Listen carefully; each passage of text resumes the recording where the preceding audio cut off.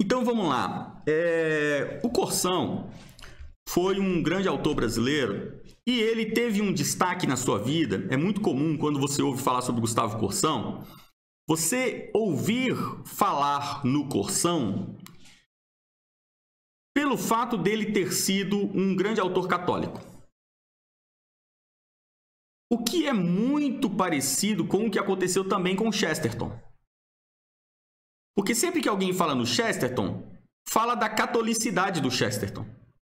Você veja que é raríssimo, né? Para ser humilde, é raríssimo você ouvir falar do Chesterton no momento onde está se discutindo literatura. Não que ele não seja um baita escritor. O cara é um baita escritor.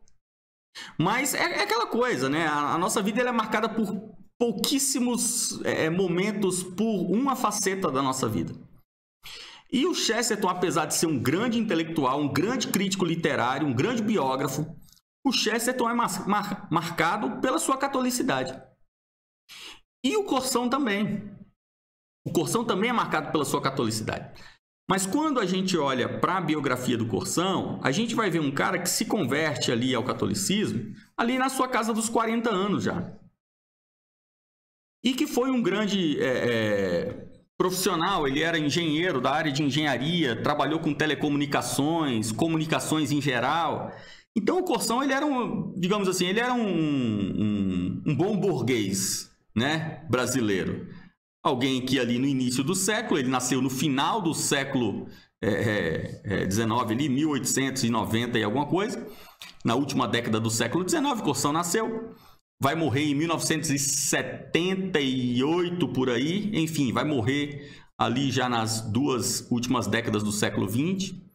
É alguém que pegou, então, o modernismo no Brasil, pegou governo Vargas, viveu nessa época aí.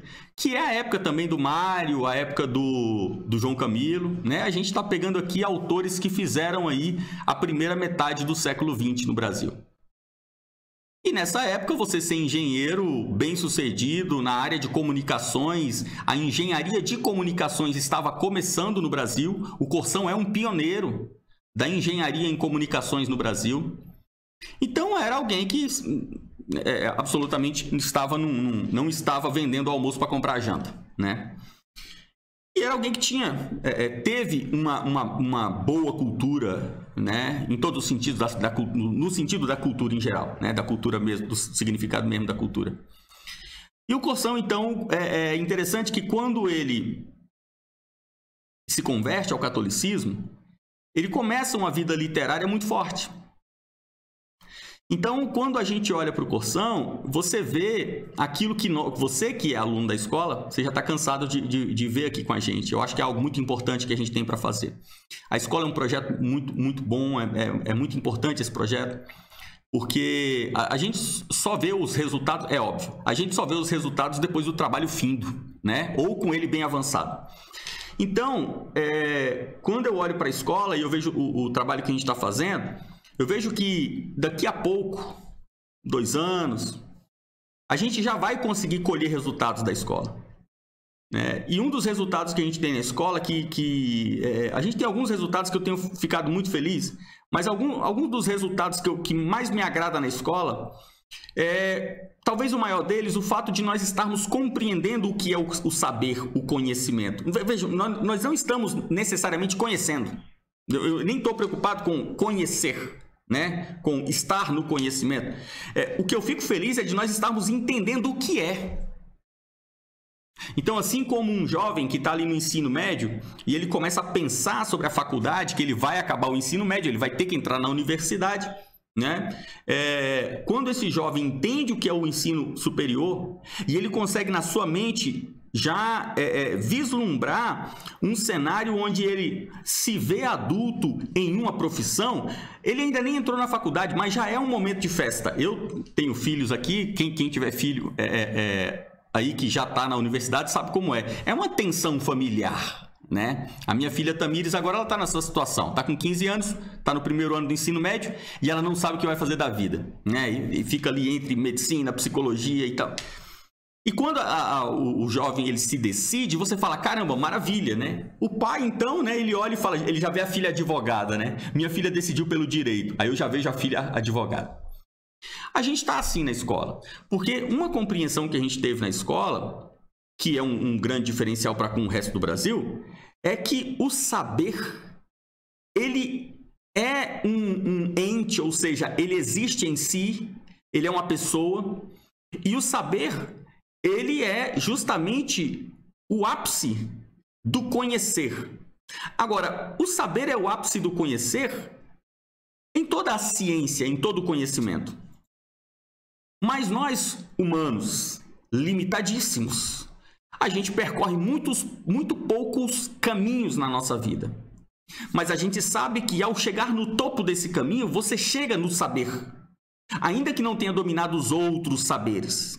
Por exemplo, alguém que lida com o cultivo de flores e ele se dedica profundamente ao cultivo das flores, aqui nesse mundo das flores, se ele alcança o topo do saber, ele alcança a própria divindade.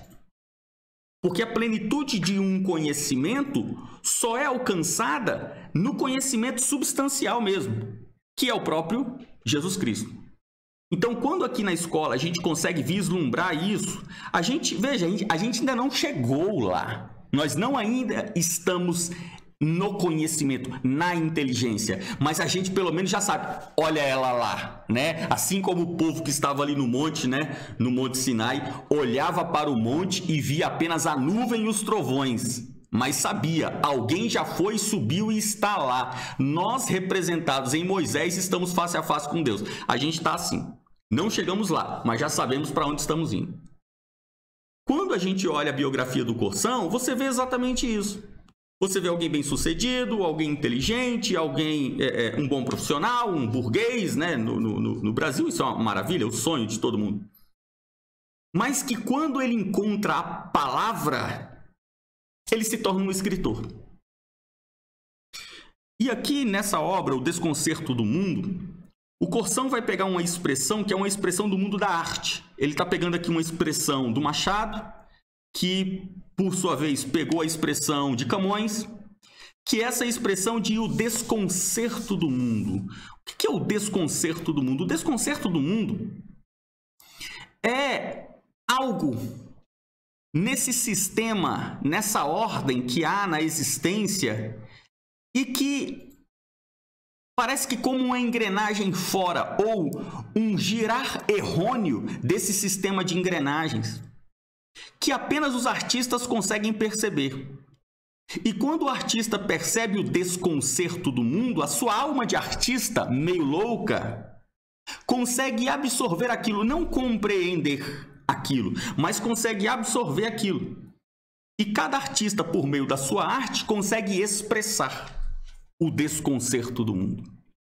Então Camões expressa o desconcerto, o Fernando Pessoa, o Machado, tudo aqui, eu vou me restringir aqui ao universo que o Corção colocou nesse livro, tá bom? Estou seguindo aqui aquele estilo que a gente tem seguido na escola. Não estou dando a minha aula, né? Ou seja, da minha visão. Eu estou dando aula de O Desconcerto do Mundo, do Gustavo Corção. Então, eu vou me travestir de Gustavo Corção aqui para dar aula para vocês, né?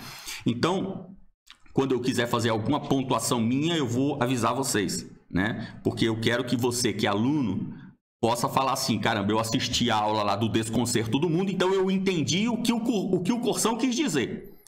Eu jamais quero aqui, né, a não ser quando eu anuncie, que você veja a aula e fique pensando, ok, essa aula é de Corção ou é de Fernando? Essa aula é de Corção. Então, aqui, eu vou me restringir ao universo que o Corção expõe nesse livro aqui. Ele vai falar de Camões, Fernando Pessoa, Machado de Assis. E depois, na parte final, ele vai falar do mundo da pintura, que eu nem vou abordar aqui hoje, fica para outra oportunidade. Não quero misturar, eu quero ficar só no Machado aqui hoje. No Machado e no que o Corção traz a mais nesse texto aqui, porque no final ele vai falar do essa e a gente vai falar também. Então aqui o Corção, quando ele conhece a palavra, ele começa a escrever, ele desperta essa capacidade de oralidade, né, de expressar o desconcerto do mundo que ele também pegou. O Corção pegou o desconcerto do mundo. Ele conseguiu perceber o desconcerto do mundo. Aqui ele vai começar na parte 2 do livro. Esse livro aqui é um livro em 3 partes, né? Ele é um livro verdadeiro, né? O Corsão escreveu a obra O Desconcerto do Mundo. Mas ele escreveu essa obra num estilo como quem escreve crônicas. Ou seja, ele escrevia o texto, e aí ele parava. Terminou ali um capítulo. E aí ele ia viver a vida dele. Num outro dia, ele voltava a escrever. Então você vê que esse livro, ele é organizado, ele é amarradinho, ok, mas você vê que não é aquele tipo de livro onde o autor se tranca com uma garrafa de uísque dentro do quarto, né? um maço de cigarro, tipo Hemingway, né? Ele se tranca ali, aí pega a máquina de escrever e... aí despeja o livro, né? Não é assim. O Corsão não é assim. O Corsão, ele vai escrevendo, no gerúndio mesmo. Ele vai escrevendo ao longo do tempo. Então é um livro que você encontra unidade. A obra do Corsão, você vê uma unidade em cada obra, mas você vê que essa unidade é uma unidade amarrada. Assim como um livro costurado. Você sabe como são os livros costurados, né? Hoje a indústria gráfica está muito avançada, então você consegue fazer livros assim, né? 300 e tantas páginas sem costura. Ele só tem cola, ele é colado aqui na lombada. Mas antigamente isso não existia, né? Os livros antigos, eles eram costurados, porque não existia essa cola de lombada, né? Você fazia os cadernos com 24 folhas, com 24 páginas, aí aqueles cadernos você costurava ele aqui na borda, né? Ficava um caderninho de 24 páginas. Aí você ia fazendo vários caderninhos de 24, juntava aquele blocão, costurava aquilo ali, e depois você vinha com a capa por cima e escondia aquela costura toda. Eram livros costurados. Hoje os livros ainda são costurados, mas apenas em caso de livros muito grossos, assim, né? Como esse livro aqui da coleção da Nova Aguilar, né? De história. Então esse livro aqui ele vai ter quase 2.000 páginas, então como é muita página, a cola não segura. Então ele é um livro costurado. Se você olha aqui dentro da lombada, você vai ver que ele é costurado. Os livros do Corsão são costurados, mas eles são costurados exatamente dessa forma que eu estou falando para vocês. Ele é costurado, mas ele é costurado em pequenos caderninhos. E esses caderninhos abstratos que o Corsão vai fazendo, no final ele consegue fazer uma amarra e costurar todos os pequenos cadernos, de forma que você vê, é um livro. Mas dentro dele tem uns 14, 16 outros livrinhos. Então, a obra do Corsão, ela tem essa cara, ela tem essa característica. Aqui nesse livro, por exemplo, O Desconcerto do Mundo, ele aborda em 3 blocos. Camões, Machado e o mundo da arte da pintura. Só que pelo estilo, e cada autor só sabe fazer as coisas de um jeito, o Corsão, dentro da obra de Camões, ele faz alguns bloquinhos. E dentro da obra de Machado, ele também faz alguns bloquinhos. E desses bloquinhos que ele faz na obra do Machado, eu identifico 3 de forma muito fácil. Ele tem um primeiro bloco, que é um bloco de crítica literária da obra do Machado de Assis. Ele tem um segundo bloco, que é um bloco da análise das crônicas, da fase das crônicas do Machado de Assis, que é o Machado de Assis jornalista, escritor jornalista. E vai ter aqui o terceiro bloco, que é um bloco onde o Corsão vai falar de Eça de Queiroz. Então eu fico muito feliz com essa obra aqui, eu pessoalmente fico muito satisfeito, porque essa é uma leitura que eu faço. Vocês já me ouviram falar aqui dela diversas vezes, quando eu faço essa comparação entre Machado e o Eça de Queiroz. E o Corsão faz também essa análise. Então, fico tranquilo, fico feliz. É bom quando você pega um livro de alguém inteligente que você fala, opa, peraí, o cara tá na mesma... Eu fui na mesma linha que ele sem saber. Ok, ótimo. Então, a gente vai ver o que o Corsão vai falar. A opinião dele é diferente da minha. Vamos pegar aqui o que o Corsão vai falar. A minha opinião é diferente da dele, né? Quando o Corsão vai falar do Machado, ele começa assim. Eu vou ler aqui o início para você entender por que ele escreveu o livro.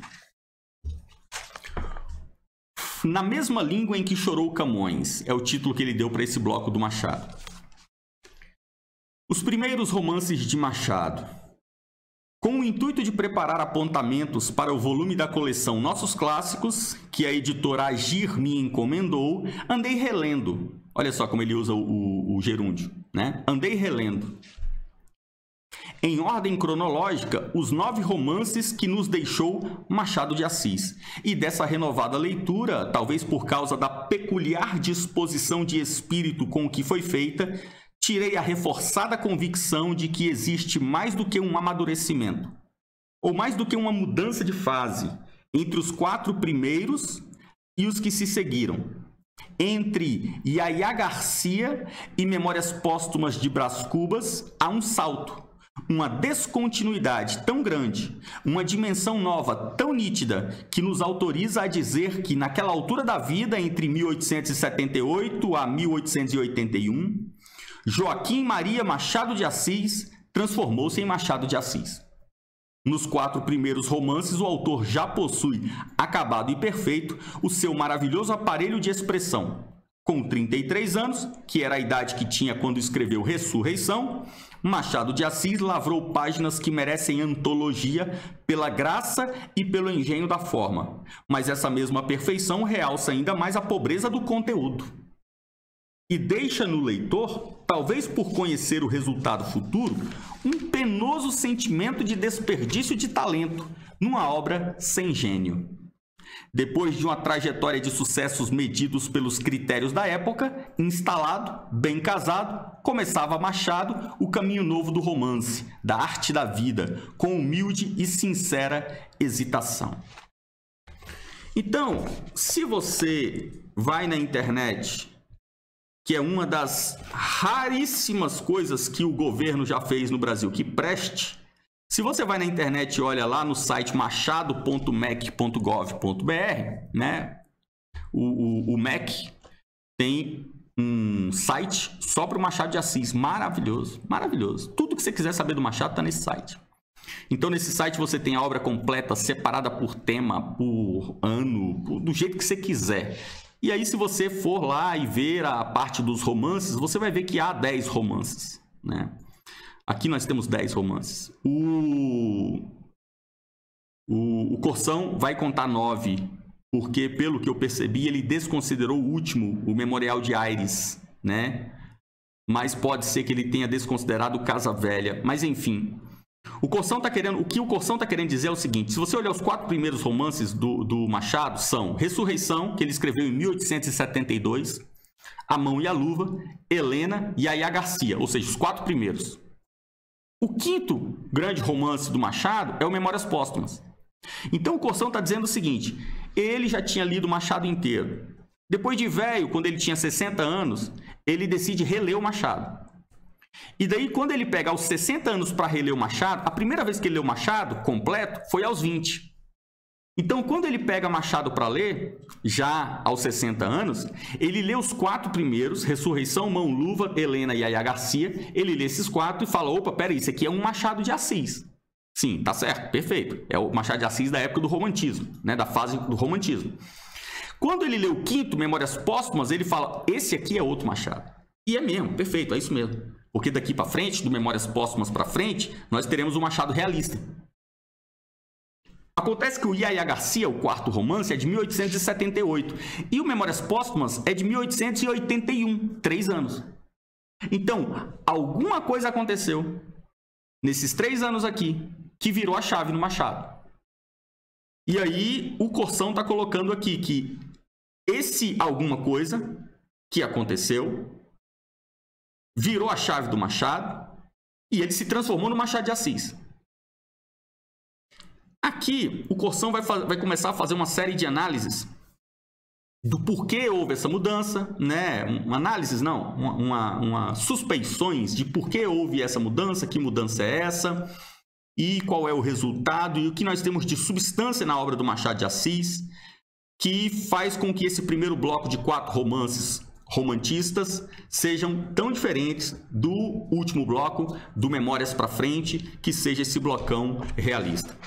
Então, o Corção, ele foi contratado para fazer uma organização da obra do Machado, como ele acabou de dizer aqui, ele vai organizar um volume de coleção do Machado, então ele foi reler a obra para entender melhor o autor, para recapitular, fazia muito tempo que ele tinha lido. E daí eu fui marcando aqui alguns textos, que são textos que eu quero ler com vocês e que a gente vai fazer a crítica da crítica do Corsão, né? E crítica é isso, pessoal. A crítica de qualquer coisa, né? Mas estamos falando aqui de literária, né? Crítica literária é uma leitura por uma lente. Então, nós aqui que já estamos nos acostumando com essa discussão de discurso-substância, né? Eu tenho falado muito sobre isso, porque eu acho que é muito importante nessa fase que a gente está agora, de falar sobre substância, falar ato-potência, forma, que quando um crítico se debruça sobre a obra do autor, ele não tem poder de mudar a substância. Então, quando você tem um Machado com 4 romances de romantismo e depois mais 6 romances de realismo, não há crítica que vai mudar essa substância. O livro Ressurreição foi escrito em 1872 e nada pode mudar esse fato. O Memórias Póstumas foi escrito em 1881 e nada pode mudar esse fato. O Ressurreição é um livro de romantismo, é um livro da fase romantismo, assim como Helena. E ninguém pode mudar esse fato. Ainda que todos os críticos do mundo passem a classificar o Helena como um livro do naturalismo, ele continuará sendo um livro do romantismo. Então, quando nós vemos uma crítica, a crítica não toca na substância. Como aquela famosíssima frase da filosofia aristotélica, né? A palavra cão não morde. Você pode emitir quantas palavras você quiser, você não vai mudar o cão. A palavra jamais vai conseguir morder. Da mesma forma é a crítica. Então, quando o Corsão faz uma crítica, e críticas do Machado, tem milhões, né? Se não for literalmente falando milhões, porque tese de monografia sai o tempo todo. Críticas do Machado são infindas, mas nenhuma delas toca no Machado. Então aqui nós temos a crítica do Corsão, e tem a minha, e vai ter, até a gente morrer, vai ter gente criticando, criticando no sentido da arte, né? Criticando a obra do Machado. Então o Corsão vai dizer assim, lá na página 75, não cremos ou não devemos crer nos quadros sociais e na mecânica deles, como criam os moralistas do Império. Tomo, por exemplo, o enredo do romance Helena. A moça entra como filha legitimada, moça feita, no quadro familiar ocupado pelo jovem Estácio e por sua tia, Dona Úrsula. Correm os capítulos com a lenta conquista do afeto da tia e com o insidioso desabrochar de um amor não só fraternal entre os dois jovens. Estácio namorava Eugênia, moça frívola e tola. Com o aparecimento de Helena em sua vida, tornou-se repugnante o namoro que já era fastidioso. Entra em cena o padre Melchior, que nos lembra o cura das pupilas do senhor reitor por sua mansidão e bondade convencionais, e que o autor nos inculca explicitamente como sábio e santo. Adivinhando a ameaça de incesto que paira entre os dois jovens, o padre empurra Estácio para o casamento com Eugênia e aplaude a ideia do casamento de Helena com Mendonça, amigo de Estácio. Até aqui se entende a ação do padre, que já nos parece um pouco estúpida e até repugnante. Ele crê demais na instituição e de menos no amor. Não só aceita, mas também recomenda um casamento que começa pelo desafeto declarado. Admite-se, entretanto, a atitude do padre. Diante de um perigo iminente, busca uma solução em que o perigo está distante. O que não se admite é que tal conselho seja apresentado como fruto de santidade e de sabedoria. Se o autor não nos desse sua opinião, se limitasse a fazer romance de costumes, nada poderíamos reclamar. Os personagens, inclusive o padre, estariam funcionando com os valores do século.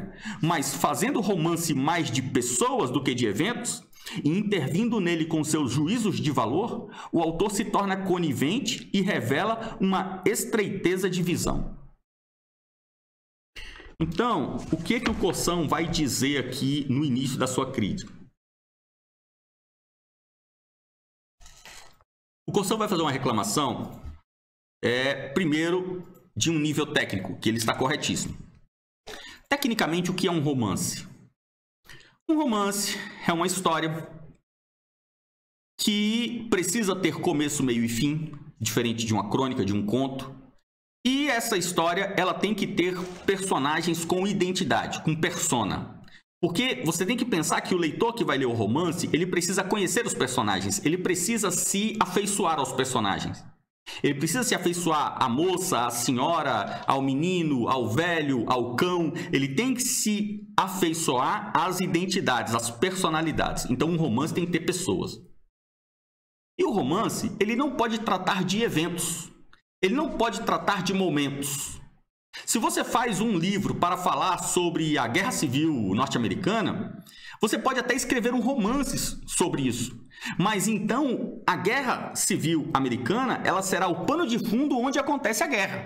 Como nós temos, por exemplo, a obra do Veríssimo, a trilogia do Veríssimo, que vai pegar ali no sul, as guerras no sul, Farroupilha. Então, aquilo ali é o quê? Aquilo ali é o pano de fundo. Não é um romance sobre a guerra no sul, é um romance sobre a família. Então você tem os personagens, você tem a família, você tem as mulheres, os homens, os meninos. Então um romance não pode ter como o primeiro plano o evento. No primeiro plano tem que estar a persona, a identidade. E aí o Corsão vai dizer o seguinte, olha, quando o Machado vai escrever romances, e ele coloca ali Ressurreição, Mão e Luva, Helena, ele está falando do Helena. Ele vai abordar diretamente apenas dois títulos aqui, o Helena e o 3. Helena, Memórias Póstumas e Dom Casmurro. Quando o Machado vem fazer um romance Helena, ele traz os personagens para frente. Ok, é um romance. Tecnicamente, o Helena é um romance. É da fase do romantismo. Por quê? Porque tem aquele ideal, o ideal do homem, ele está sempre relacionado à relação matrimonial. Então, no romantismo, o foco é sempre o mocinho e a mocinha, o homem e a mulher, resolvendo as intrigas do plano matrimonial, você resolve a existência humana, ou seja, ele não apenas é uma fase antropocêntrica da arte, como também é uma fase que ela precisa resolver a relação, o enlace amoroso. Tudo gira em torno do enlace amoroso, por isso é romantismo. Então, um romance de romantismo Helena, tecnicamente ele está correto. Qual é o problema que o Corsão encontra? O problema que o Corsão vai encontrar é que o Machado interfere no personagem. E um bom escritor, um bom autor, ele não pode interferir no personagem. Como se dá a produção de um romance tecnicamente correto? O papel do escritor é estar o mínimo possível no romance. O escritor não pode aparecer. Então, o que o escritor faz? Ele vai criar os personagens, ele vai criar as identidades. Ele cria as identidades, ele cria o cenário, ele faz o papel de direção. Ele cria o personagem, a personalidade, ele cria o cenário e ele coloca os personagens no cenário. E ele coloca os personagens e sai. Porque se aquele personagem tem uma boa personalidade, uma rica individualidade, como todos nós temos, ele desenvolverá a história e não o autor. O autor que precisa ficar mexendo é porque ele é um péssimo autor. Porque ele não conseguiu criar personagens com individualidade forte. Ele não conseguiu criar personagens com identidade. Como os personagens dele não têm identidade, aquilo tudo é uma fantasia. Então ele tem que ficar, toda página ele tem que ficar escrevendo. Porque se ele não escrever, a coisa não vai. É diferente de um grande escritor. O grande escritor, a maior parte do trabalho dele está em instalar os personagens na cena. Ele faz isso tão bem que depois ele pode soltar e ir embora. Os personagens fazem o resto. O Corsão vai falar, o Machado é um autor que ele está o tempo inteiro dentro do livro. E é verdade.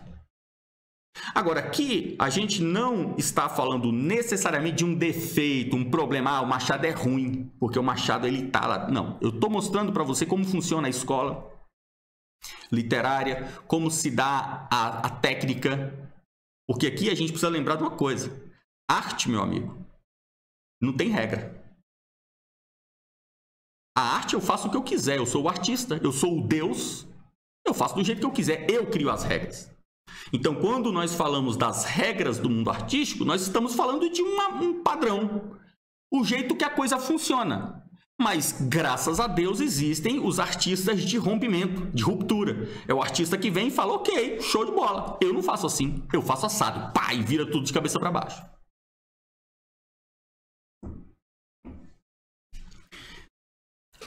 O Corsão vai falar, então, o Machado, ele tem essa característica de aparecer o tempo todo nos seus romances. E o problema dele, dos 4 primeiros romances, é que ele bota o dedo dele no personagem e ele erra o personagem. Como erra o personagem? Ele erra o personagem porque quando você lê a instalação do personagem, quando você lê a ficha do personagem no começo, você fala, ok, mocinha, de família, sem os pais, chegou na casa da família postiça, ela é muito agradável, muito bonitinha e tal, chega lá, tem um rapazinho também, mas ele já tá namorando, e daí esse rapazinho vai começar a se apaixonar por essa mocinha lindinha que tá dentro da casa dele. Ok, totalmente viável isso daí. Como vai se desenrolar essa paixão? Olha, vai aparecer uma suspeita de que essa mocinha, na verdade, ela é irmã dele, né? Mas, desculpa, essa mocinha, ela vem com a informação de que ela é meia irmã dele, mas vai aparecer uma suspeita de que ela não é irmã dele. Então, opa, peraí, ele estava apaixonado pela mocinha que ele sabia que era meia-irmã. Então, isso é algo bizarro, ele não pode cometer um incesto. Então, o que ele vai fazer? Ele vai se afastar dela, mas aí ele descobriu que, na verdade, ela não é irmã. O que ele vai fazer? Opa, então já que não é irmã, então vamos se unir. Então, aqui você já consegue imaginar o que vai acontecer, mas não acontece isso. Por quê? Aí o Corsão vai dizer, vai começar a entrar personagens, como o personagem Padre, que vão dar dicas, eles vão fazer incisões que eles não fariam. Não dá para ser assim, você não pode ter um padre com essas decisões que o Machado está fazendo com que ele tenha. Ou seja, o padre que o Machado criou, ele começou a tocar a história e ele foi agindo. Chegou numa hora que o Machado falou, opa, peraí, não, isso aí tá errado, você não vai fazer isso não. E ele parou o padre e fez o padre ir para um outro rumo que era impossível ele ir pelas próprias pernas, como o Machado tanto gosta de dizer. Então, por isso, o Corsão vai dizer que até o Yaya Garcia, o Machado, ele está se encontrando, ele está aprendendo a ser um grande escritor e ele vai se tornar esse grande escritor ali no Memórias Póstumas.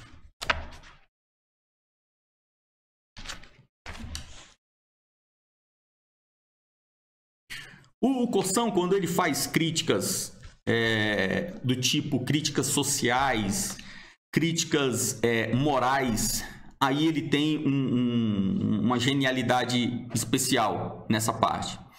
Então, o Corsão vai falar sobre um debate que existia aqui quando ele está fazendo esse livro. Existia um debate que ainda existe hoje, idiota ao extremo, que é o debate da negritude do Machado de Assis. E o Corsão fica puto com essa história. E ele fala algumas coisas muito legais. Então, o Corsão vai falar, olha, tem gente que fala assim, poxa, por que o Machado virou a chave lá depois do Yaya Garcia e quando ele escreveu Memórias Póstumas ele arrebentou? Aí vai ter um monte de tese, de monografia, de crítica literária, que vai falar que é porque o Machado, quando ele escreveu os 4 primeiros romances, ele foi ganhando visibilidade, ele já ficou famoso logo no primeiro, no Ressurreição, mas ele foi crescendo, e daí, quando ele cresceu, que ele via que, pô, agora eu posso ir pro nível A, hein? Posso chegar aqui na elite brasileira. Aí ele percebeu que ele era preto, né? Aí ele falou, puta merda, aí agora eu vou começar uma guerra de classe. Aí entra Foucault, entra o Marx na história, e aí ele começa com essa, como eu, negro, vou vencer num Brasil racista desse jeito e tal. Aí essa dificuldade fez o sapo pular. Então a negritude do Machado, em 78, 81, ela pulou e fez com que o Machado despirocasse. E nessa despirocada que ele deu, pá! Aí veio o Brás Cubas. Aí o Corsão fica puto, né? Aí o Corsão vai falar, sabe? É uma palhaçada dessa. Isso é uma loucura. Então, temos um texto assim.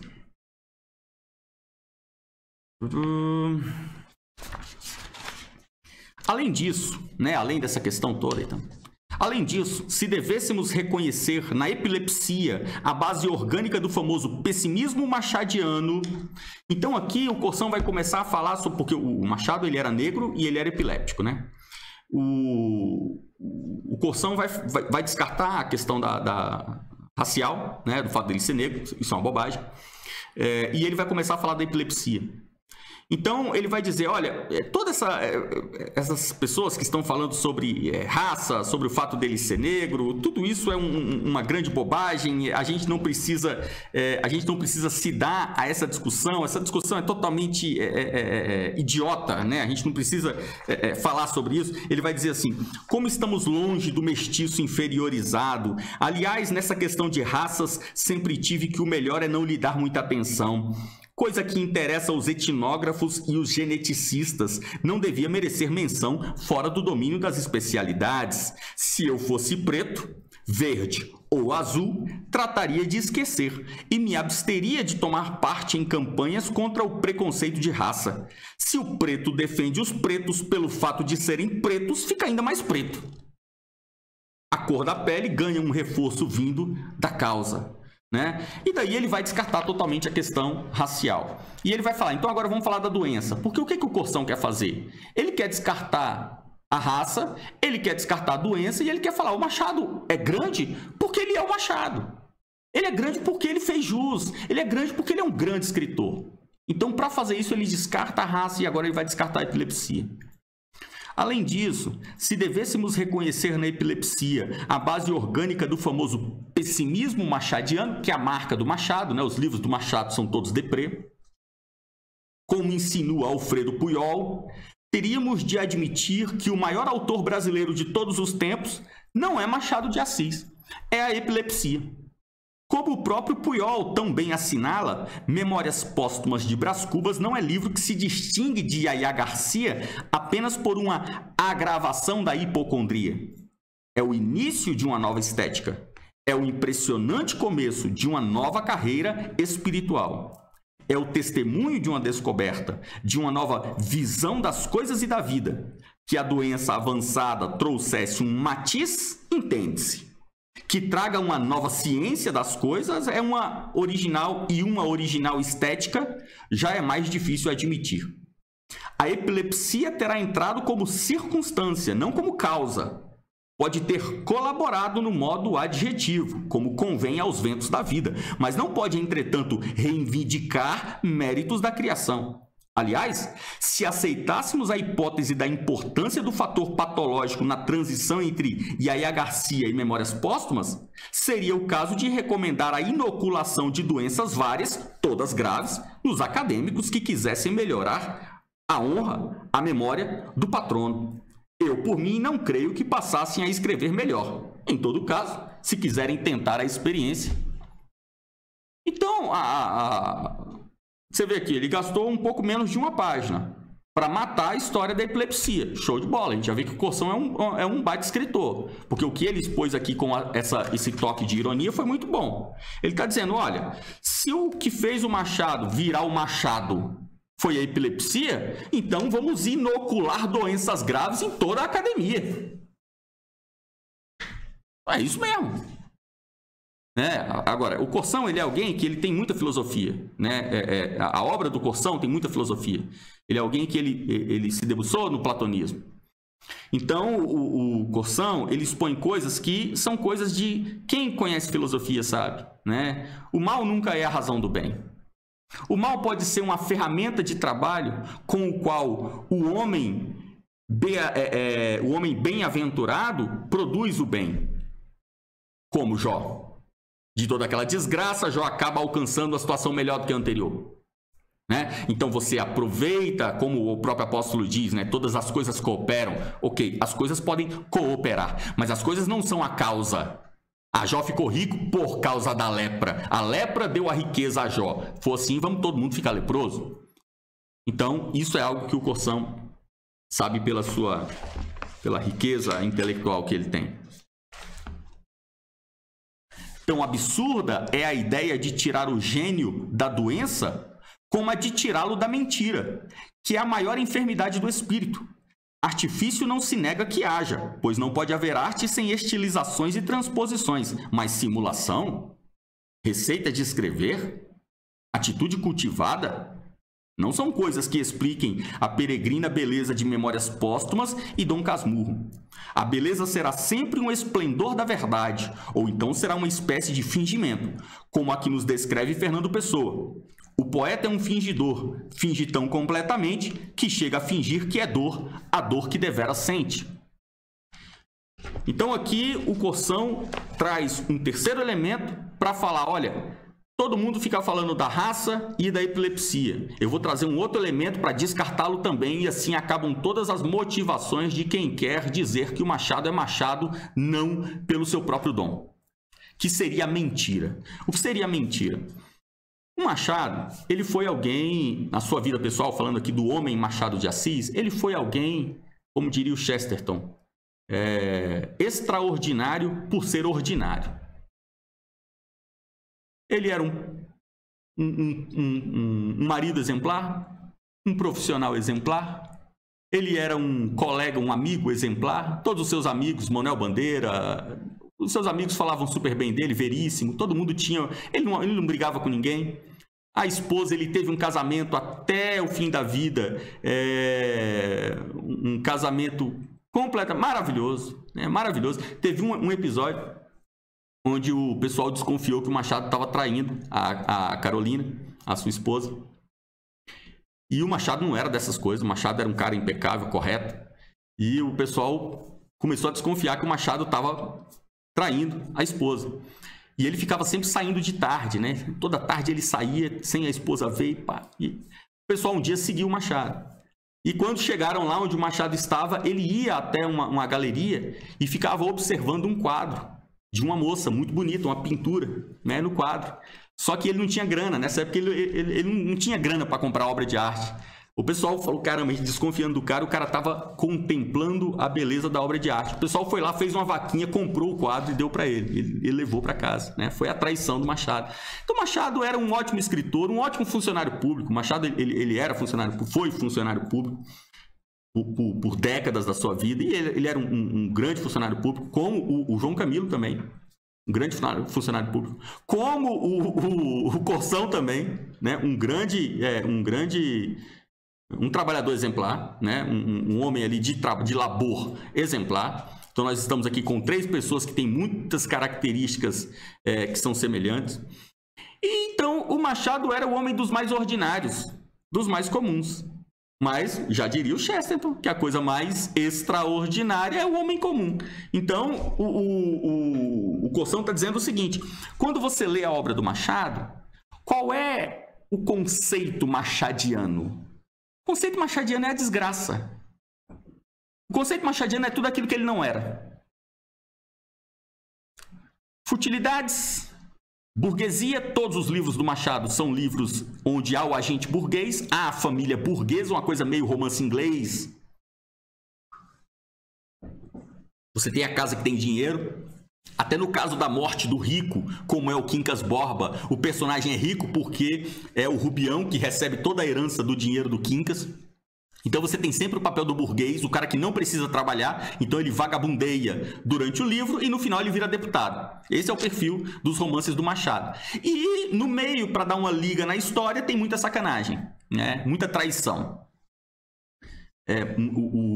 O Machado é o maior chifrador da literatura brasileira. Ele chifra todos os seus personagens. Todos os homens do Machado são cornos. E o Corção vai dizer o seguinte: olha, ninguém pode dizer que o Machado ele criou um Machado de Assis paralelo no mundo abstrato, que seria o Machado do mundo reverso. Então ele criou lá no mundo abstrato o seu reverso. E aí o Corção vai lembrar da figura do duplo, que a gente tanto já falou aqui. É impossível não falar. Sempre que fala de literatura, a gente tem que falar do duplo, que é um padrão da arte literária. O Corção vai dizer, o Machado não criou o seu duplo.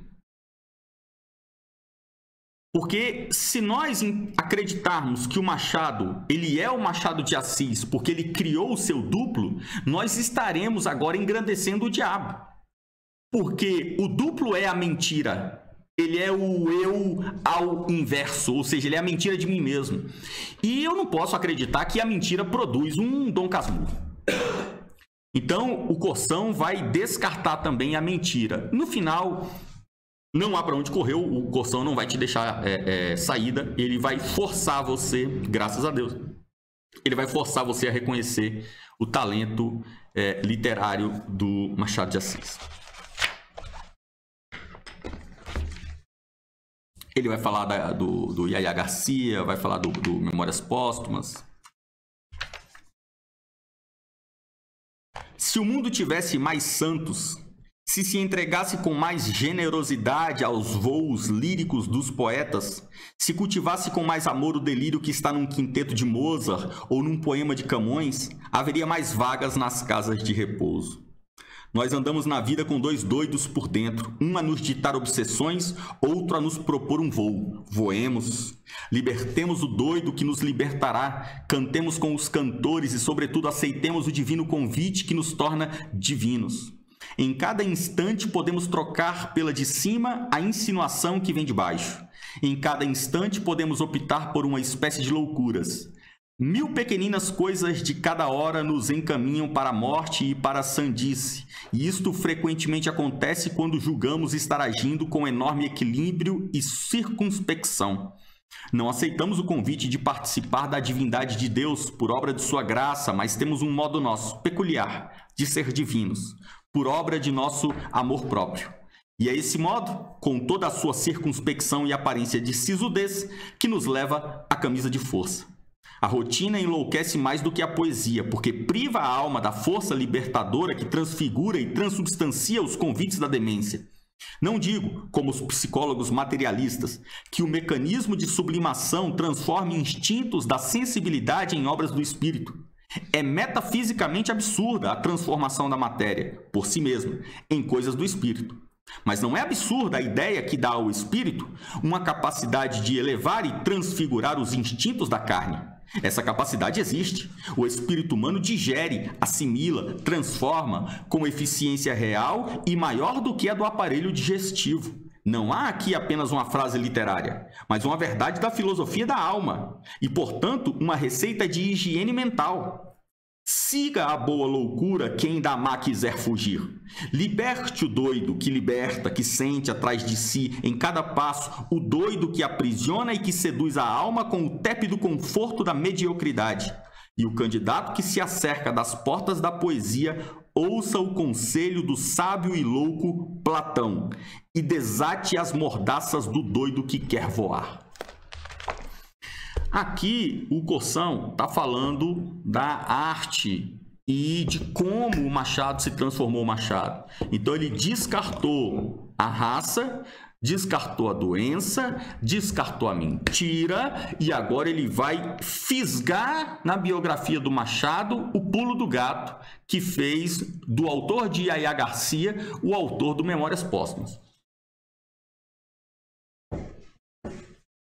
O Corção vai dizer o seguinte: Machado era um cara ordinário, família, uma esposa maravilhosa. O Machado era um apaixonado, ele era de quatro pela esposa.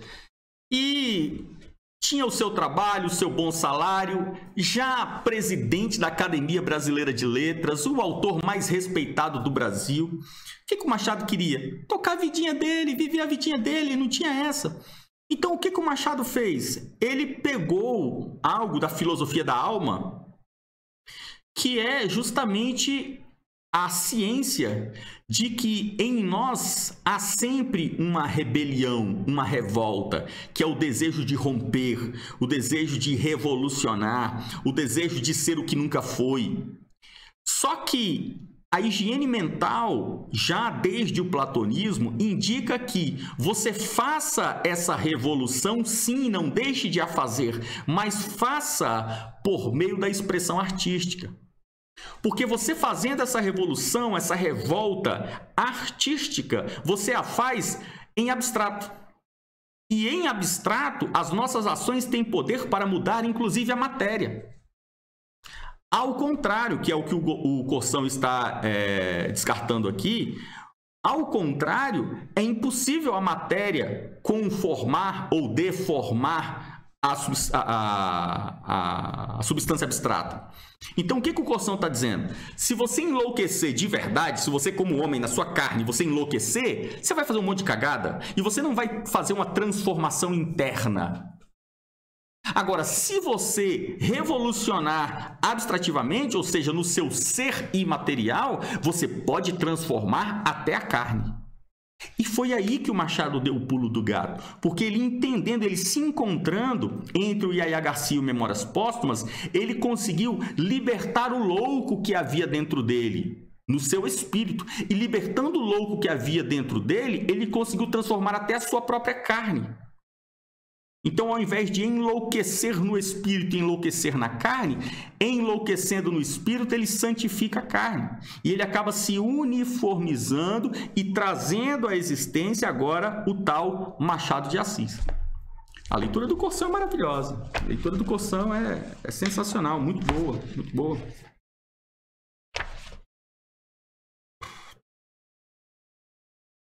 Vamos lá, vamos lá. O Corsão vai começar a falar das crônicas, da fase das crônicas do Machado. E o que o Corsão vai falar é... Vamos ver e depois eu comento. Vamos lá.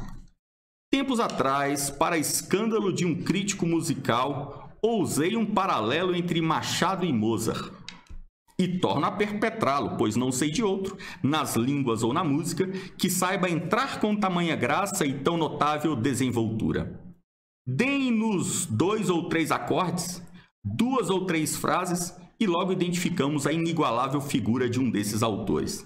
Estava tentado a prolongar a analogia aplicando a técnica do desenvolvimento, mas achei mais prudente evitar os tropeços do terreno alheio. Já nos bastam as dificuldades do nosso. Sobre a técnica do desenvolvimento, direi que é nas crônicas, por causa de sua maior habilidade, que melhor se observa a tendência de Machado de Assis para o divertissement, que toca as raias do delírio.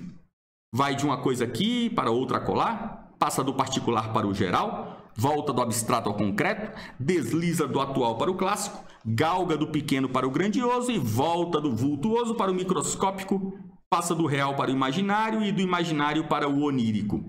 Às vezes numa progressão geométrica vertiginosa, outras vezes com um cômico aparato lógico, para rir-se da lógica, ou para mostrar que existe efetivamente uma esquisita lógica entre as coisas que o vulgar julga distantes e desconexas. O Corsão, ele gosta muito da fase das crônicas do Machado. E aqui, nessa coleção laranjinha que a gente estudou aqui na escola, que é a coleção da Penguin, tem esse livro que a gente não abordou lá no nosso módulo Machado de Assis, que é o Crônicas Escolhidas. Nesse livro aqui você tem, no final do livro, lá nas últimas páginas, você tem uma tabela da série das crônicas, que é a vida de crônicas do Machado, né? Quantas crônicas ele escreveu, aqui está a lista de todas, né? Quantas crônicas ele escreveu ao longo da vida, desde o seu primeiro emprego em jornalismo, né? Em revistas culturais, até o último, já no 1900. E, lógico, não dá para colocar todas aqui, porque são centenas aí, talvez mais de 500, mas nesse livro aqui, a gente vai encontrar um bocado. Tem muita crônica aqui, né? Tem muita crônica. Como é selecionado, né? Tem muita crônica, sim, maravilhosa, né? Tem aqui uma, por exemplo, que eu gosto muito, que é que ele publicou no jornal A Semana, que foi talvez o mais famoso no que ele trabalhou. Essa crônica é de 1893. O que o Gustavo Corsão está dizendo é que o Machado tinha uma característica, e o Corsão tem razão. O Machado tem uma característica que é... O que são crônicas? Crônicas, elas necessariamente precisam falar de algo que está acontecendo naquele momento, né? Então, crônica não é um conto, né? Um conto de um homem que foi trabalhar no campo, isso é um conto, você está contando uma história. A crônica, ela tem que tratar de algo que está acontecendo.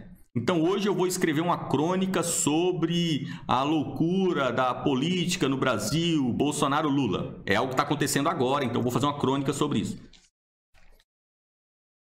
O Corsão está dizendo que o Machado, ele é muito rebelde. Tudo que o Machado faz, ele quer fazer diferente, de um jeito diferente. O Machado mesmo vai falar isso algumas vezes. E o Machado tinha uma pegada de fazer crônica que era assim, o Machado ele criava um anzol, um gancho, onde ele colocava a sua isca. E esse gancho ele lançava no primeiro parágrafo. Então, os textos do Machado de crônica, eles são textos escritos em um parágrafo. O resto é o desenrolo do parágrafo que ele criou.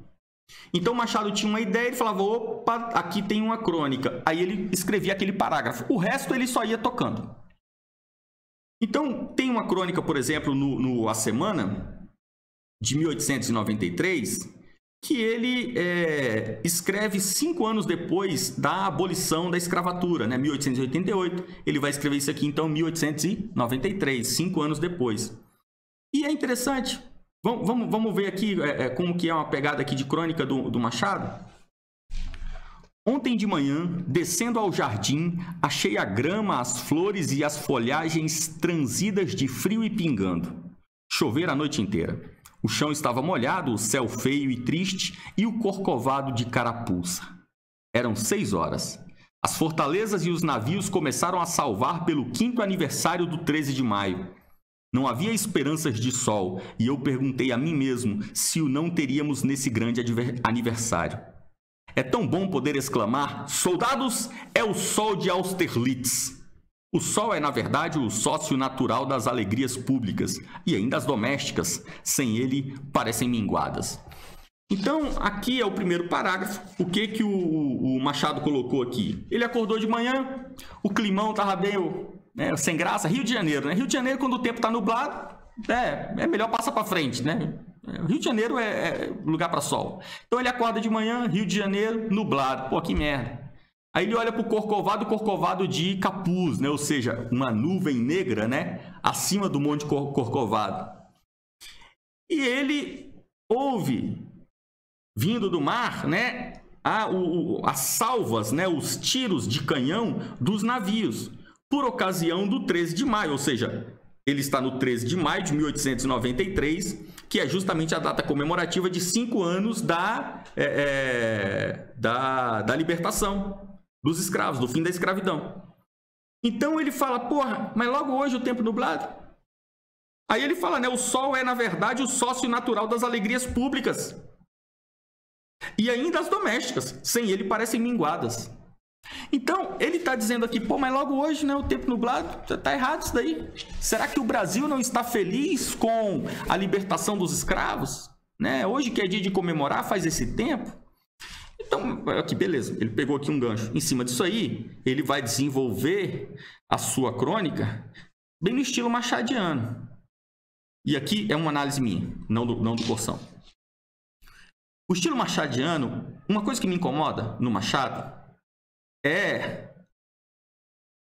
não é um defeito porque ele não queria fazer. Repito mais uma vez, crítica minha.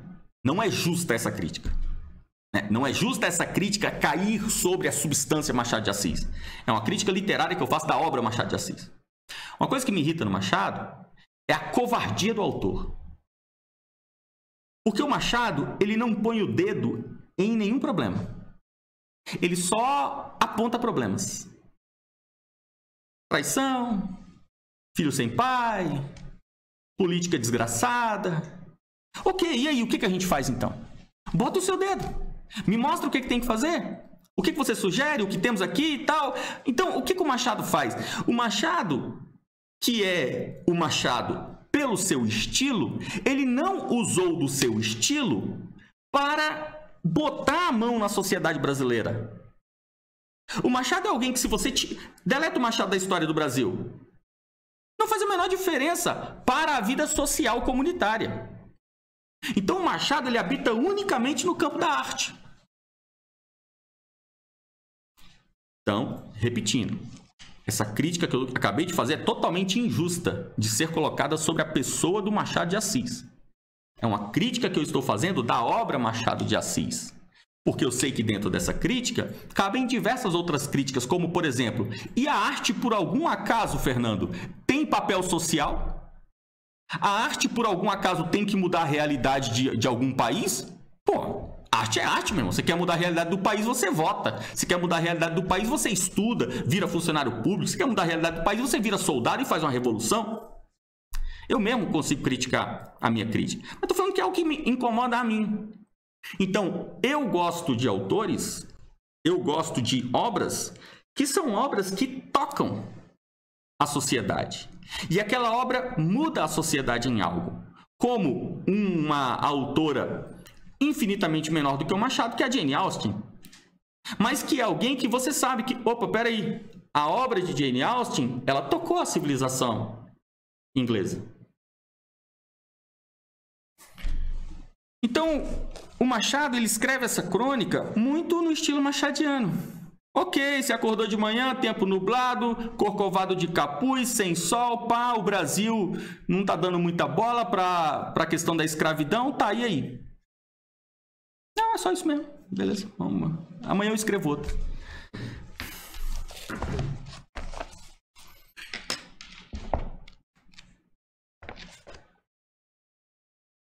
E daí a última fase aqui, último bloco de texto, né, o último caderninho, como eu estou dizendo aqui, do Desconcerto do Mundo do Corsão, onde ele fala sobre o Machado. Lembrando, a primeira parte do livro ele fala sobre o Camões, a última ele fala sobre o mundo da pintura. Eu não vou abordar aqui. Eu quero falar só do Machado hoje. O Corsão faz uma crítica, antes de eu falar do Essa, ele faz uma crítica que ele vai está no bloco do Essa, ele faz essa crítica para o mundo Essa de Queiroz, mas eu quero ler ela separada, vamos falar dela e a gente fala um pouco da literatura.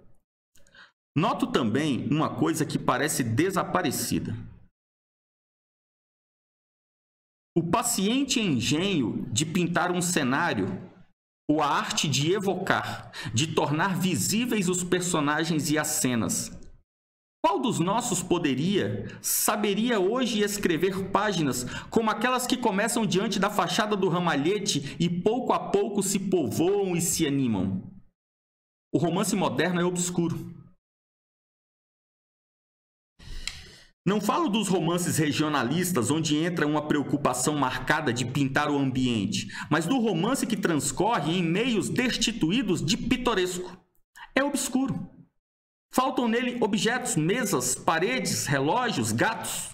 Tudo isso que cerca o homem e que acompanha seus dramas. Cara, porra, essa crítica do Corsão é do cacete. Essa dica do Corsão vale o livro. Essa percepção do Corsão vale o livro. Se você lê esse parágrafo aqui, já paga o livro.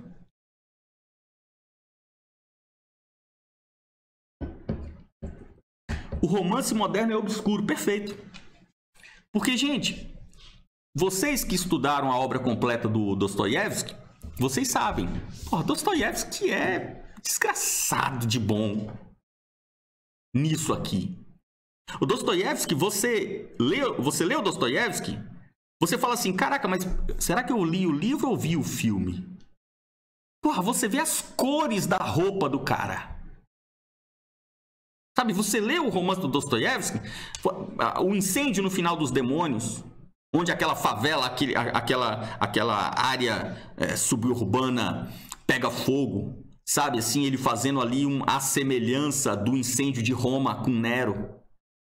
Pô, a cena onde aquele bando de jovens vão num muro, na cidade, vão no muro onde tem um nicho e tem a Santa Virgem Maria dentro daquele nicho com um vidro protegendo, e os jovens vão lá e quebram o vidro.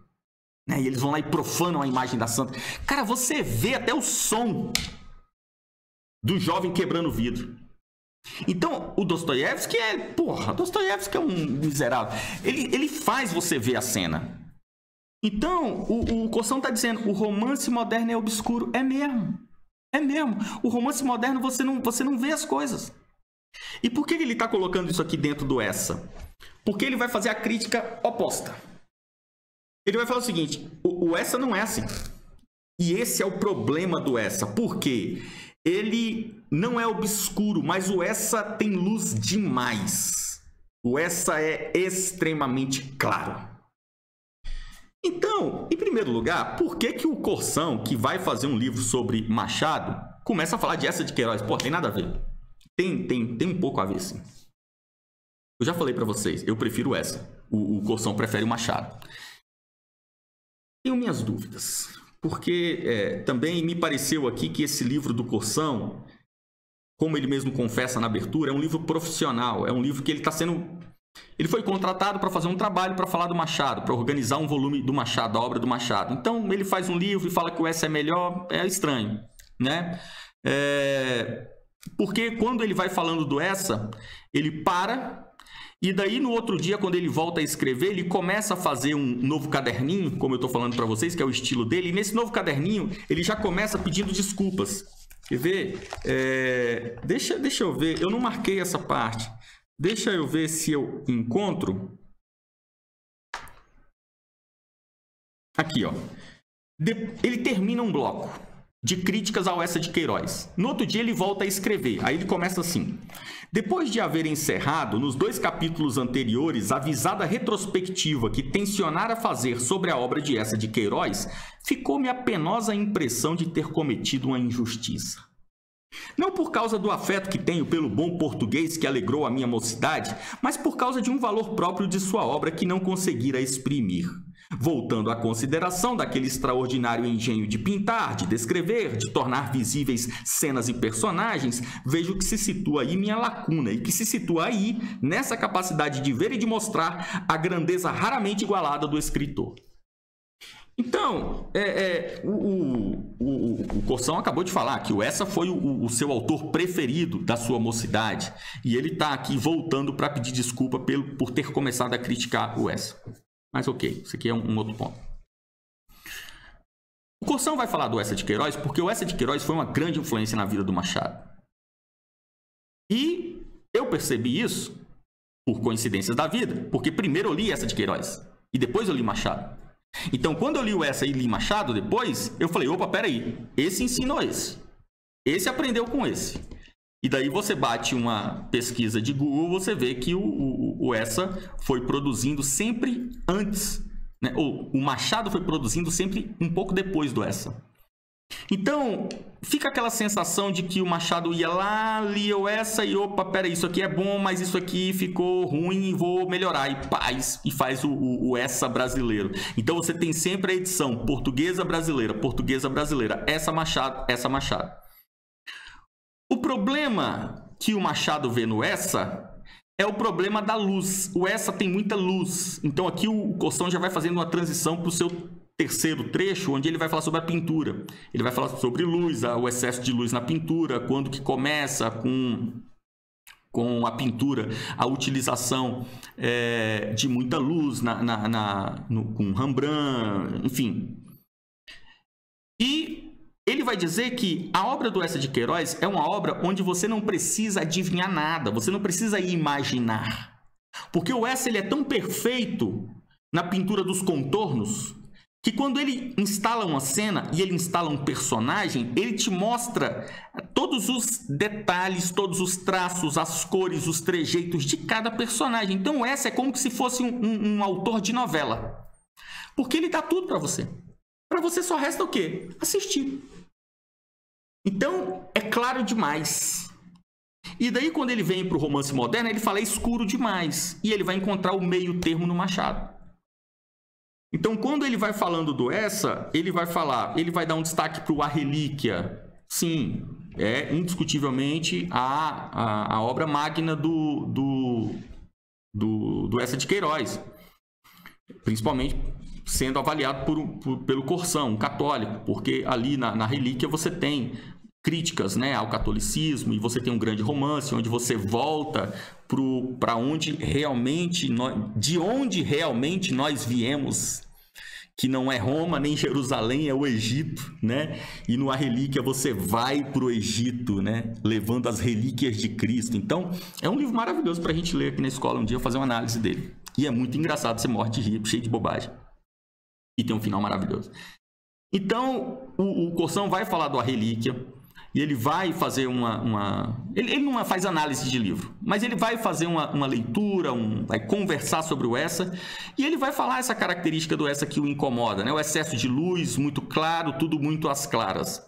Mas é bom, quem gosta de Machado tem que ler a crítica do Corsão. O Corsão vai falar algumas características interessantes, ele se atém muito à biografia do Machado, vai falar sobre o casamento do Machado, o trabalho dele, quando ele trabalhava, como era, os amigos, a troca de correspondências, tem uma parte boa sobre troca de correspondências, o Machado mandando cartas para o Manuel Bandeira, o Machado mandando cartas para o José Veríssimo, falando sobre crítica, a fase dele na Academia Brasileira de Letras, onde ele era presidente, e ele foi assim, ele cuidou da academia como uma mãe, né? Não como um pai, como uma mãe. Ele ficava tentando, ele era funcionário público, né? O Machado, e ele ficava tentando, junto com outros ministros, conseguir verba para comprar um prédio, para alugar um prédio, para poder pôr a Academia Brasileira de Letras lá dentro, e tratando das novas eleições para novas cadeiras. Então, é interessante. A parte do Corsão aqui é interessante. Pessoal, vamos fazer aqui a nossa pausa, vamos fazer o nosso intervalo, 20 minutinhos só, né? São 8h20, 8h40 a gente volta. Quem tiver pergunta, comentário, manda pra gente, e a gente volta aqui 20 minutos então, e eu faço um arremate e a gente passa aí para as perguntas.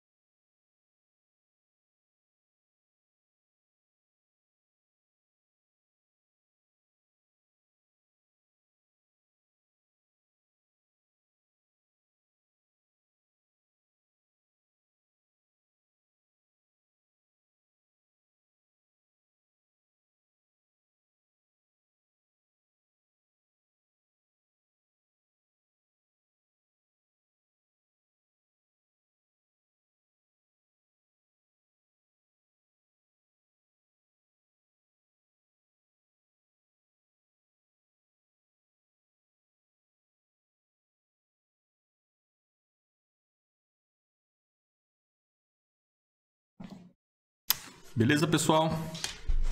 Vamos lá? Finalizar. Tivemos aqui algumas perguntas e então vamos lá, porque as perguntas já é bom, porque na pergunta a gente já arremata aqui a história. O Thompson, obrigado, Thompson. Thompson está perguntando, boa noite, sabe se o livro Primo Basílio é bom para começar, né? O livro de entrada no Essa de Queiroz?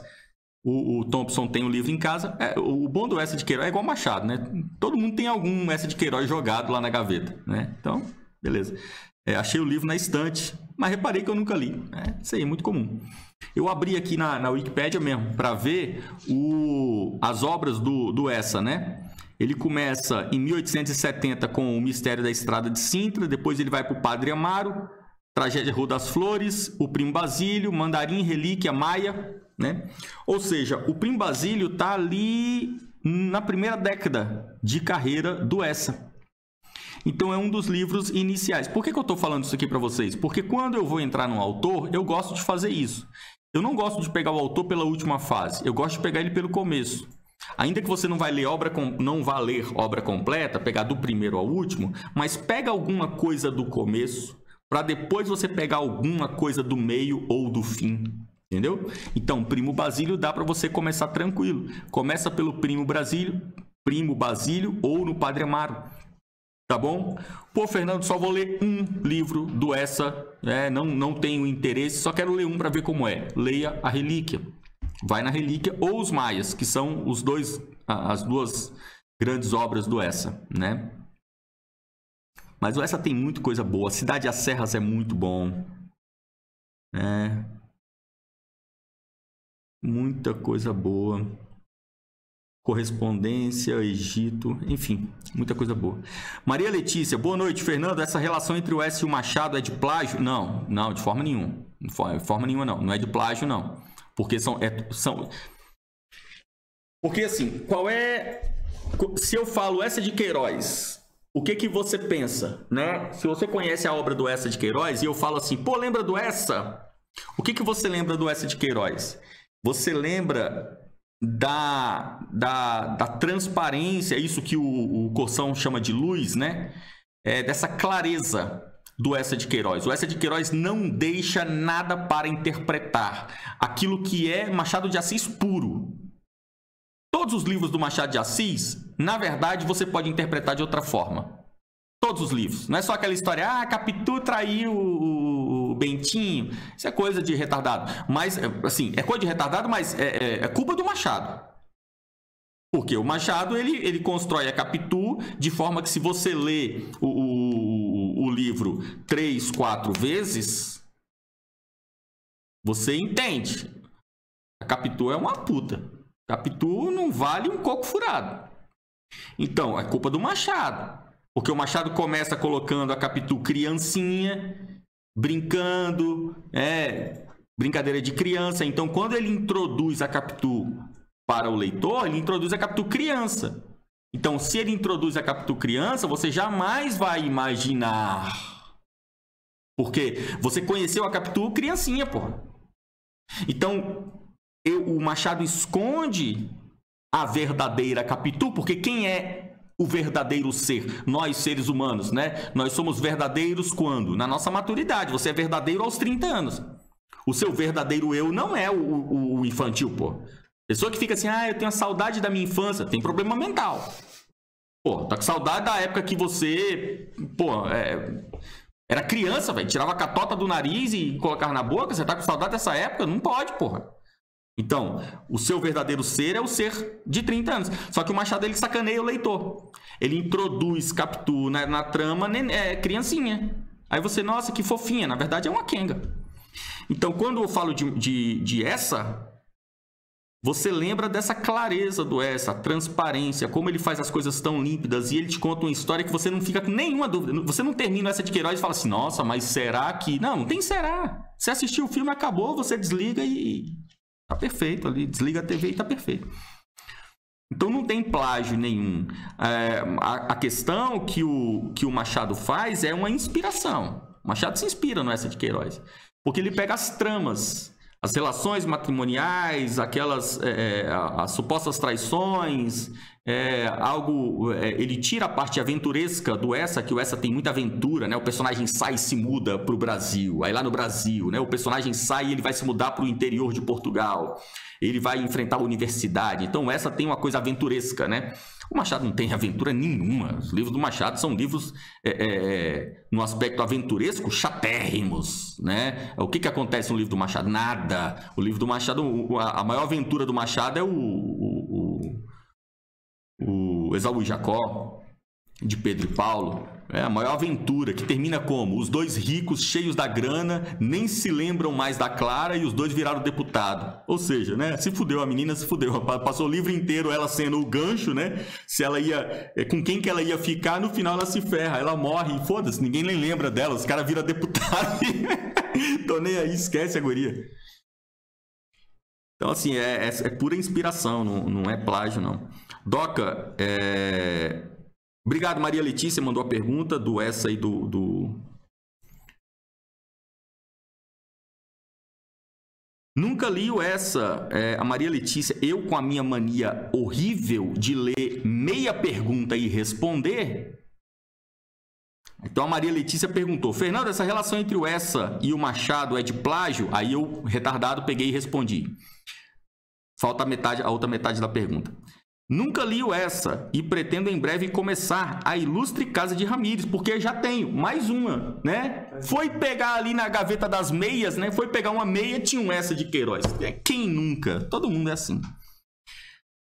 Doca, grande Doca, obrigado, Doca. Boa noite, Fernando. Na época da análise do Machado, quando a gente fez o módulo, você havia comentado sobre a grandeza do Machado e sobre o Essa ser ainda melhor. Minha leitura, né? Do que o Machado. E o Essa não é um escritor de ponta, ou seja, o maior dos portugueses, enquanto Machado é assim aclamado. Melhor dos brasileiros, correto? Enquanto o Machado é aclamado o melhor dos brasileiros. Sim, mas é aquele negócio do Carpo, né? O Machado é o melhor do Brasil, mas a literatura brasileira ela não tá nem nos 50 melhores do mundo. Então, literatura brasileira é uma bosta.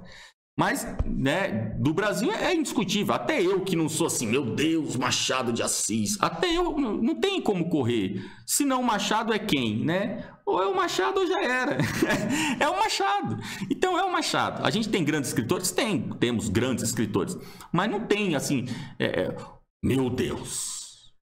O Machado é foda. O Machado é o cara. Agora, por que eu não... Aí é grande merda a opinião do Fernando. Mas por que eu, Fernando, não sou assim machadiano?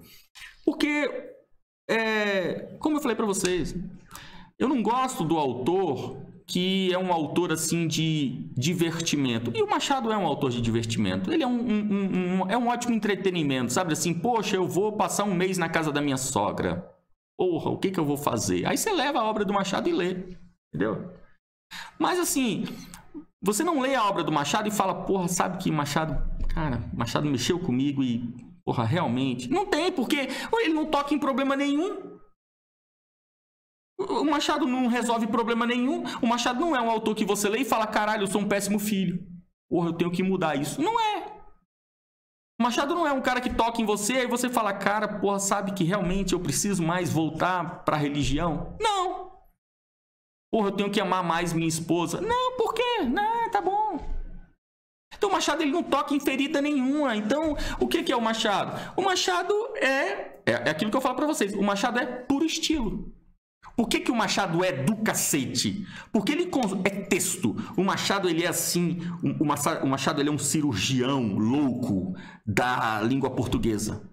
Então, ele constrói uns Frankensteins que você fala, caralho, essa porra ainda anda, fala e vê, sabe? O troço tá vivo e é totalmente errado. Esse troço tá errado, essa frase tá errada. É o Machado.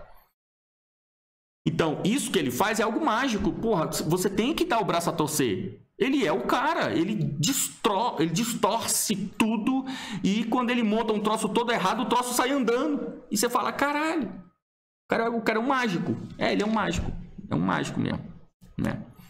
O Machado é isso. Agora, o Essa é diferente, pô. Essa de Queiroz é diferente. Sabe, o Essa de Queiroz, por exemplo, quando você lê a Relíquia, você fala, porra, cara, a Relíquia é do cacete.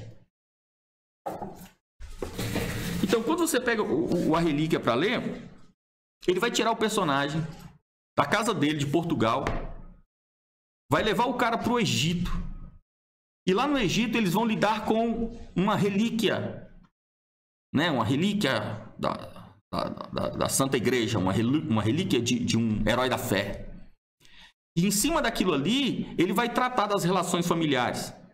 E depois que ele faz com que o homem, família, volte para o Egito, sabe assim? Você que conhece a história, você sabe, porra. Ele tá pegando o homem e tá voltando o homem para Jerusalém. Ele tá fazendo com que o homem ultrapasse Roma com a relíquia, ultrapasse Jerusalém com Yahvé e volte para o Egito. O Essa vai pegar o cara e vai voltar o cara lá pro embrião, para sua fase embrionária. E lá no Egito ele vai tratar você. E depois que ele tratar você, ele vai falar, beleza, agora eu vou te tirar do Egito de novo. E ele tira você do Egito de novo. E vai passando e volta para Portugal. Aí você fala, porra, compara isso com a Capitu traindo o Bentinho. Tá de sacanagem, porra. Não tem comparação. Não tem comparação. Então, o Essa, apesar de ele não ter essa magia do Machado, ele é um autor que ele toca você. Ele toca. Então, essa é foda. É isso. É isso. Então, conversando aqui com o Celino, o que a gente vai fazer? Sábado que vem, então, eu vou tratar do 3 alqueires e uma vaca, do Corção. E depois, no outro sábado, a gente vai tratar de um livro que a gente não sabe qual. Então, o que a gente pode fazer? Você já falou do canal lá no Telegram, né? Não. Então, vamos fazer o seguinte. Que livro vocês querem? Ao invés da gente colocar uma enquete, vamos fazer igual a Dilma. Vamos deixar a meta aberta. Aí depois a gente dobra. Mas vamos fazer um negócio organizado. Não vamos botar 200... Não, é um livro só. É um livro só. É um livro só. Não adianta você falar, eu acho que tinha esse... Não. Qual livro você quer que seja o livro da aula do dia?